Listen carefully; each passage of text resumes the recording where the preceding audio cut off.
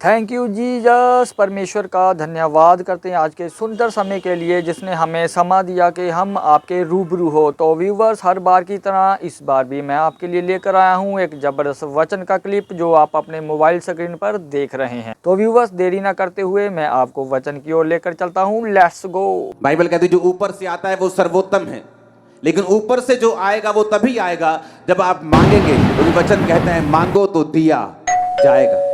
अगर आपने मांगा नहीं तो आपने पाया नहीं। परमेश्वर ने कहा मैं अपने बच्चों के मांगने से पहले जानता हूं कि उन्हें किन चीजों की आवश्यकता है, लेकिन मैं उन्हें तभी देता हूं जब वो मांगते हैं, क्योंकि वचन कहता है मांगो तो दिया जाएगा। हालेलुया। परमेश्वर ने कहा जब तक मनुष्य को स्वर्ग से ना दिया जाए वो नहीं पा सकता। और वचन कहता है और वचन की गहराई बताती है कि जब आप परमेश्वर के सामने घुटनों को टेकते हैं और प्रार्थना करते हैं, दाऊद कहता है मैं सांझ को, मैं भोर को, दोपहर को, तीनों पहर तेरी दुहाई देता रहूंगा और तू मेरी सुन लेगा। बाइबल कहती है दानियल 3 टाइम परमेश्वर के सामने परमेश्वर का धन्यवाद करने के लिए और प्रार्थना करने के लिए जाया करता था। वो 3 टाइम परमेश्वर के सामने रोज उपस्थित होता था, क्योंकि हम जानते हैं अगर जो कुछ परमेश्वर ने मेरे लिए सोचा है, जो स्वर्ग से मेरे लिए उतरेगा, जो परमानेंट होगा, जो टेम्परेरी नहीं होगा, जो थोड़े दिनों का नहीं होगा, जो आशीष लगातार मेरी जिंदगी में रहेगी, वो तभी आएगी अगर वो स्वर्ग से उतरेगी। क्योंकि वचन कहता है जो ऊपर से आएगा वो सर्वोत्तम होगा। अपने हाथों को उठा और बोलो जो ऊपर से आएगा वो सर्वोत्तम होगा। मैं मांगता हूं मेरी लाइफ में सर्वोत्तम आए। आमीन।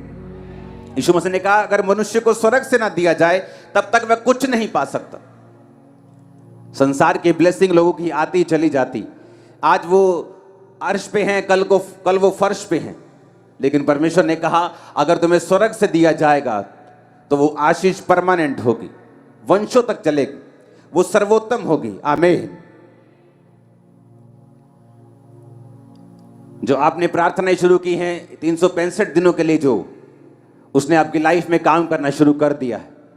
मैं आप सच कह रहा हूं, आपको हेवन आपकी लाइफ के लिए ओपन हुआ है। बहुत से रास्ते ओपन हुए हैं। आमीन।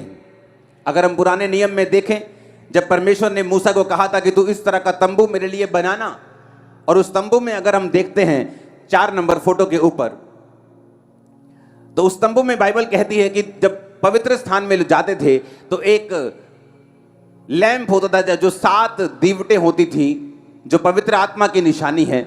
उसके सामने बिल्कुल अगर आप देखेंगे तो मेज में रोटियां पड़ी हुई होती थी। बाइबल कहती है जो लैंप है, जो पवित्र आत्मा की निशानी है, रोमियो 8 उसकी 26 और 27 में लिखा इसी रीति से आत्मा भी हमारी दुर्बलता में सहायता करता है, क्योंकि हम नहीं जानते प्रार्थना किस रीति से करनी चाहिए, परंतु आत्मा आप ही ऐसी आहें भरकर जो बयान से बाहर है हमारे लिए विनती करता है। और मनों का जांचने वाला जानता है कि आत्मा की मनसा क्या है, क्योंकि वह पवित्र लोगों के लिए परमेश्वर की इच्छा के अनुसार विनती करता है।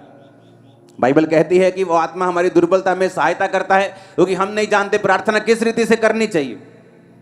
पवित्र स्थान में जब मूसा को परमेश्वर ने दिखाया कि एक लैंप रखना, एक ही टुकड़े से उसे बनाना और 7 दीवटें बनाना, जिसका मतलब है पवित्र आत्मा की प्रेजेंस। एक विश्वासी जब पवित्र आत्मा में होकर प्रार्थना करता है, बाइबल कहती है वो नहीं जानता प्रार्थना किस रीति से करनी चाहिए। इस तरह लोग बोलते हैं मैं प्रार्थना में क्या बोलूंगा, मुझे प्रार्थना करनी नहीं आती। लेकिन बाइबल कहती है जब पवित्र आत्मा आप ग्रहण करते हैं, जो कि आपको पापों की क्षमा के साथ प्राप्त होता है, आप खुदावन से पापों की क्षमा को मांगते हैं, यीशु के लहू को मांगते हैं, आप पाप छोड़ते हैं, अपने जीवन में एक ही परमेश्वर यीशु मसीह को ग्रहण करते हैं, उसके पीछे चलना शुरू करते हैं, उसके वचन को मानना शुरू करते हैं। बाइबल कहती है पवित्र आत्मा आपके अंदर आता है, परमेश्वर आपको पवित्र आत्मा से भरता है, और जब पवित्र आत्मा से वो आपको भरता है तो बाइबल कहती है जब आप प्रार्थना करना नहीं जानते, क्योंकि मनुष्य जब भी प्रार्थना करेगा बक बक के अलावा कुछ नहीं करेगा। क्योंकि बाइबल कहती है परमेश्वर ने कहा अन्य जातियों की तरह प्रार्थना में बक बक मत करो, क्योंकि उन्हें लगता है कि जब वो बहुत बोलेंगे, अलग अलग तरह से बोलेंगे तो उनकी सुनी जाएगी। परमेश्वर ने कहा अन्य जातियों की तरह प्रार्थना में बक बक ना करो, पर पवित्र आत्मा जब तुम्हारे अंदर होगा वो तुम्हें प्रार्थना करने को सिखाएगा। हालेलुया। क्योंकि तुम नहीं जानते प्रार्थना किस रीति से करनी चाहिए। आप नहीं जानते आप 365 दिनों के लिए क्यों इकट्ठा हुए। मैं भी नहीं जानता पूरी रीति के साथ, लेकिन मैं जानता हूं ये परमेश्वर ने कहा है, और जैसे ही आप इकट्ठा होना शुरू हुए हैं, परमेश्वर ने काम करना शुरू किया है। परमेश्वर का धन्यवाद करते हैं जिसने हमें समा दिया कि हम उसके पवित्र वचन को सुने उसके प्रेरित के मुंह से। तो व्यूवर्स, मुझे उम्मीद है कि ये वाली कलेक्शन भी आपको बेस्ट लगी होगी। तो व्यूवर्स, देरी ना करते हुए इसी तरह मिलते हैं नेक्स्ट वीडियो में। तब तक मैं अपने आप को और आपको परमेश्वर की ग्रेस में छोड़ता हूँ। सबको जय मसीह।